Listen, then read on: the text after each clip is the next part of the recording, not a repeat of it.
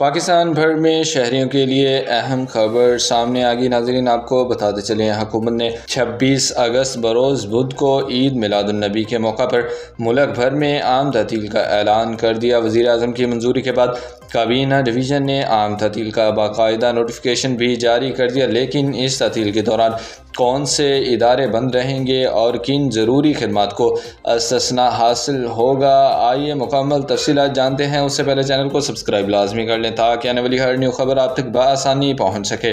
ملک بھر میں عام تعطیل۔ حکومت کی جانب سے جاری کیے گئے اعلامیے کے مطابق 26 اگست بروز بدھ کو عید میلاد النبی صلی اللہ علیہ وسلم کے موقع پر ملک بھر میں عام تعطیل ہوگی۔ اس فیصلے کے بعد سرکاری دفاتر سمیت عام تعطیل کے دائرے میں آنے والے ادارے بند رہیں گے۔ یہ اعلان وزیر اعظم کی منظوری کے بعد کابینہ ڈویژن کی جانب سے کیا گیا ہے۔ سندھ بھر میں بھی عام تعطیل ہوگی یا نہیں، ناظرین آپ کو بتاتے چلیں، دوسری جانب سندھ حکومت نے بھی عید میلاد النبی صلی اللہ علیہ وسلم کے موقع پر 26 اگست کو صوبے میں عام تعطیل کا اعلان کر دیا ہے۔ اعلان کے مطابق سندھ کے تمام سرکاری دفاتر، اسکولز، کالجز اور دیگر تعلیمی ادارے اس روز بند رہیں گے، یعنی سندھ میں بھی سرکاری ملازمین اور طلبہ کے لیے بھی 26 اگست کو تعطیل ہوگی۔